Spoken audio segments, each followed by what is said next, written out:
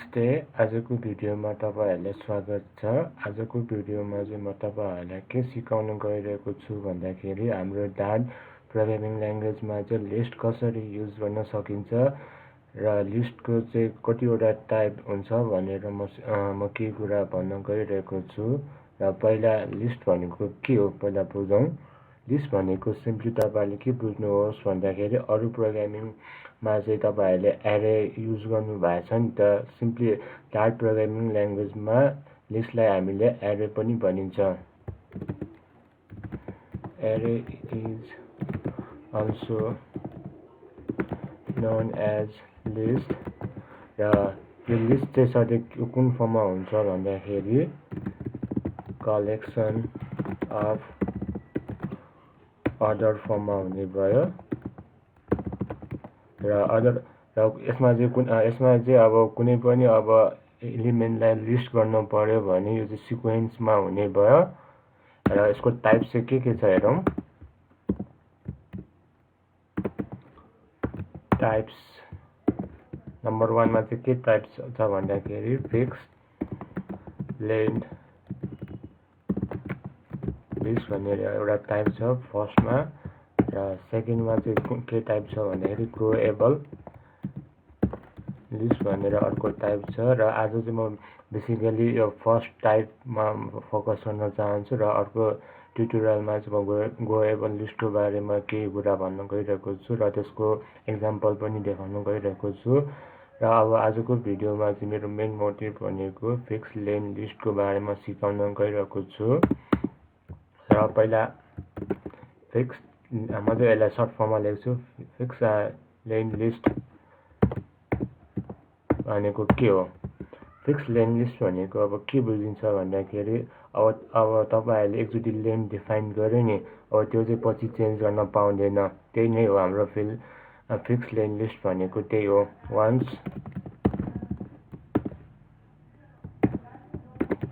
Once length एकचोटी तपाईले length define गरेपछि त्यो पछि चेन्ज गर्न पाउँदैन। इज डिफाइन देन एकचोटी लेन्थ डिफाइन गरेपछि then next time it will not change or define। र अब आउनुहोस् अब फिक्स लेन्थ लिस्टको म एक्जाम्पलहरु देखाउन गइरहेको छु। र पहिला चाहिँ तपाईहरुले अरु प्रोग्रामिङ ल्याङ्ग्वेजमा गरे जस्तै पहिला void main फंक्सन लेख्नु पर्यो। void main कर्ली ब्रेसेस हुने भयो। र यसभित्र चाहिँ म एउटा भेरिएबल नम्बर लिस्टको भेरिएबल बनाउन चाहन्छु। भेरिएबल नम्बर लिस्ट र राइटपट्टि चाहिँ हाम्रो के हुन्छ भन्दाखेरि लिस्टको क्लास हुन्छ। अनि लिस्टको क्लास भएसँगै यहाँ कन्स्ट्रक्टर पनि युज गर्नुपर्ने हुन्छ। र यसमा चाहिँ के अब यसमा चाहिँ भित्र आर्गुमेन्टमा चाहिँ एउटा लेन्थ डिफाइन गर्नुपर्ने हुन्छ। र म अहिलेको लागि लेन्थ चाहिँ कति दिन चाहन्छु भन्दाखेरि 4 दिन चाहन्छु। र 4 दिएपछि यो अब हाम्रो यो 4 भनेको हाम्रो लिस्टमा चाहिँ 4 वटा एलिमेन्ट मात्र बस्ने भयो। र अब हाम्रो लिस्ट अब हाम्रो के भन्छ टाइप अफ लिस्टको item type of list item हुने भयो। त्यही भएर type of list item with type हुने भयो नि त हाम्रो लिस्ट। यसमा चाहिँ कुन टाइप बनाउँ भने अब कुन डाटा टाइप बनाउँ भने इन्टिजर भन्ने डाटा टाइप बनाउन चाहन्छु।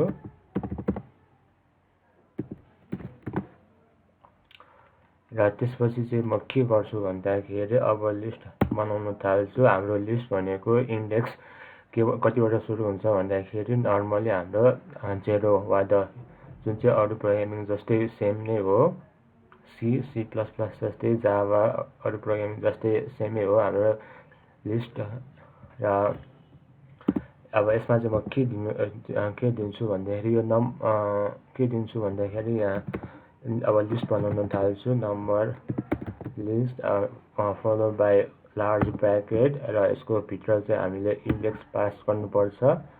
र यहाँ चाहिँ अब इन्डेक्सको भ्यालु तपाईँले डिफाइन गर्नुपर्ने हुन्छ। म चाहिँ अहिले ऱ्यान्डम नम्बर डिक्लेयर गर्न चाहन्छु 40 भनेर र अरू लिस्ट पनि बनाउन चाहन्छु। म त्यहीलाई कपी पेस्ट गर्न चाहन्छु तल। म यहाँ इन्डेक्स 1 राख्न चाहन्छु, 2 3 र यसको भ्यालु पनि म चेन्ज गर्न चाहन्छु 50 30 10।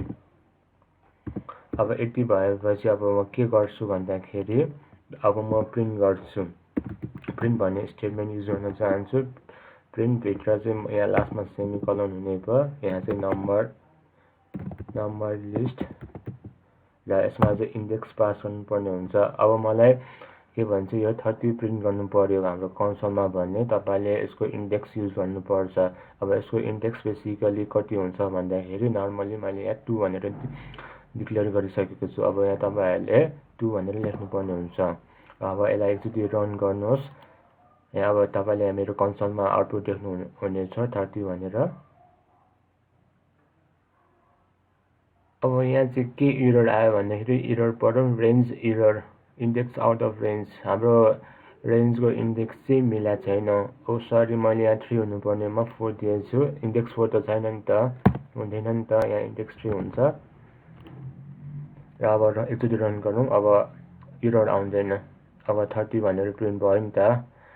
र अब म के गर्छु भन्दाखेरि अब म यो सबै के भन्छ नम्बरहरू प्रिन्ट गर्न चाहन्छु। हाम्रो भ्यालुको अब्जेक्टहरू प्रिन्ट गर्न चाहन्छु, जुन चाहिँ म अब के युज गर्छु भन्दाखेरि फोर लुप भनेर युज गर्न चाहन्छु। फोर इन्ट र यसमा चाहिँ तपाईले जुनसुकै आफूलाई मन लाग्ने भेरिएबलको नाम पनि दिन सक्नुहुनेछ। म चाहिँ अहिले के दिउँ भन्दाखेरि भेरिएबलको नाम चाहिँ म अहिले नम्बर दिन चाहन्छु।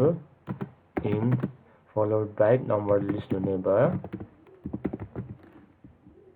र यहाँ कर्ली ब्रेसेस हुने भयो। यहाँ चाहिँ प्रिन्ट नम्बर भनेर हुने भयो र यहाँ चाहिँ सेमिकोलन हुन्छ लास्टमा। र अब यदि रन गरौँ कस्तो आउटपुट आउँछ। आइन त 30 40 50 30 10। यो 30 चाहिँ मैले यो के भन्छ फर्स्टमा प्रिन्ट गरेँ। अब म यसलाई अब के भन्छ यसमा एउटा ब्रेक गरिदिन्छु। ब्रेक लाइन भनेर प्रिन्ट /n भनेर राख्न चाहन्छु। यसले अर्को लाइनमा दिने भयो। सरी, यहाँ सेमिकोलन सुट्यो।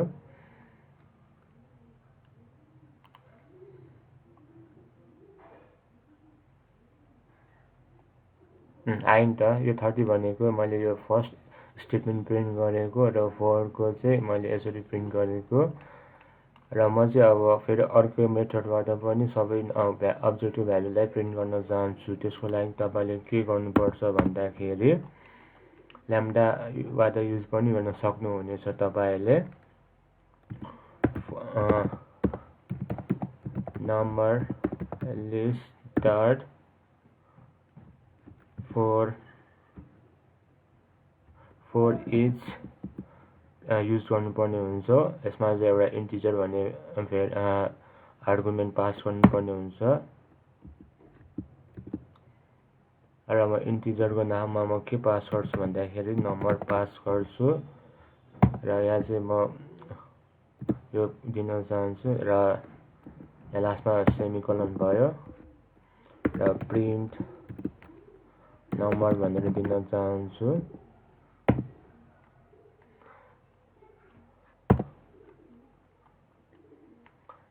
र म फेरि यहाँ के भन्छ लाइन ब्रेक गर्न चाहन्छु। प्रिन्ट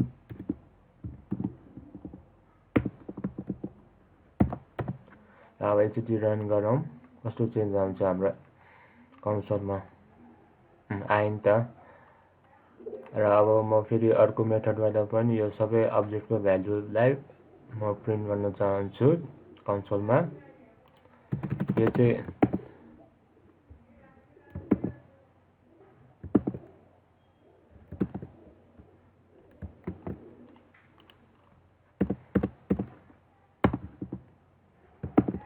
यो चाहिँ के मेथड भयो भन्दाखेरि lambda method using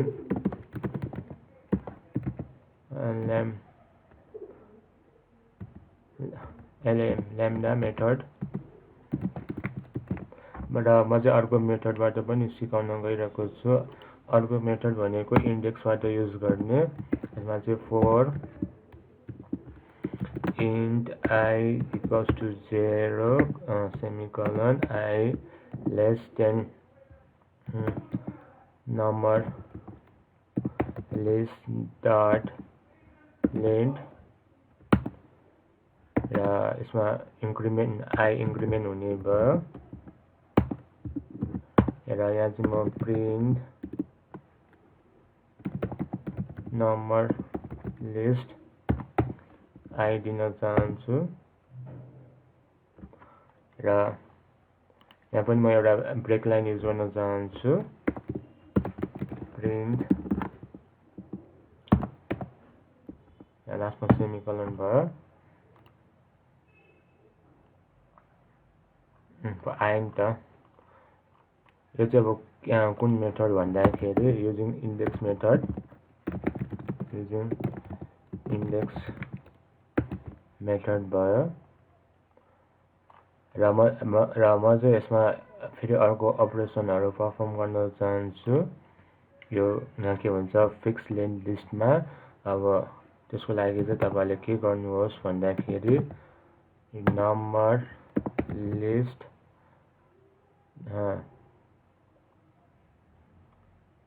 dot clear गर्नुहोस् र number list dot remove add गर्नुहोस्।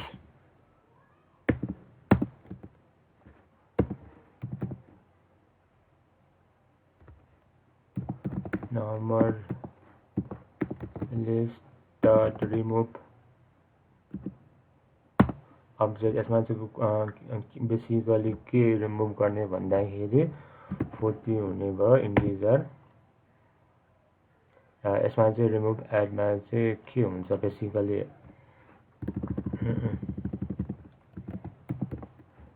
रिमुभ एउटा इन्डेक्स हुने भयो। इन्डेक्स चाहिँ कुन इन्डेक्स भनेपछि 3 भन्ने इन्डेक्स हामीले अब यसलाई रिमुभ गर्नु पर्यो। अब यो यति के भन्छ यो तीनवटा अपरेसन चाहिँ यसमा हामीले युज गर्यो भने यसले एरर थ्रो गर्ने भयो। अब एकचोटि ट्राई गरौँ हाम्रो कन्सोलमा के आउटपुट आउँछ। आएन नि त अनसपोर्टेड अपरेसन। यो अपरेसन हाम्रो यो फिक्स लेन्थ लिस्टमा सपोर्ट गरेन। अब यो सपोर्ट हुनको लागि म अर्को भिडियोमा चाहिँ म यो ग्लोबल लिस्टमा म त्यो युज गर्न चाहन्छु र म यतिलाई चाहिँ म के भन्छ कमेन्ट गर्न चाहन्छु र त्यसपछि चाहिँ म के गर्छु भन्दाखेरि तपाईले यो नम्बरलाई के भन्छ अपडेट पनि गर्न सक्नुहुनेछ। त्यसको लागि सिम्पली तपाईले के गर्नुहोस् भन्दाखेरि यो नम्बर मलाई कुन इन्डेक्सको अपडेट गर्नु पर्यो भने इन्डेक्सको नम्बर राख्ने। सपोज मलाई यो 10 को भ्यालु मलाई 20 राख्नु पर्यो। अब त्यसको लागि तपाईले के गर्नुहोस् भन्दाखेरि त्यसको इन्डेक्स नम्बर यहाँ लार्ज ब्र्याकेटमा राख्नुहोस् र तपाईले कुन भ्यालु अपडेट गर्न चाहन्छु कुन चाहिँ भ्यालु अपडेट गर्न चाहन्छ त्यो यहाँ नम्बरको अपडेट यहाँ राख्नुहोस् र सेमिकोलन दिनुहोस् र अब एकचोटि म रन गर्न चाहन्छु। मेरो कन्सोलमा अब कस्तो चेन्ज आउँछ हेरौँ। आएन त 20 भनेर पहिला यहाँ 10 राखेको थिएँ नि त मैले इन्डेक्स 3 मा 10 को अब्जेक्टको भ्यालु चेन्ज भयो नि त। र आई होप अब तपाईहरूले फिक्स लेन्थ लिस्टको बारेमा केही कुरा बुझिसकेको हुनुपर्नेछ।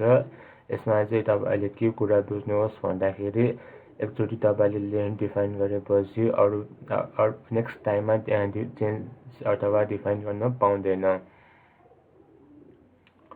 र र र यदि तपाईँहरूमा केही कोड गर्दाखेरि प्रब्लम आएमा तल तपाईँले कमेन्ट बक्समा कमेन्ट गर्नुहोस् र म त्यसको चाँडोभन्दा चाँडो रिप्लाई दिन चाहन्छु र आजलाई चाहिँ यति। धन्यवाद।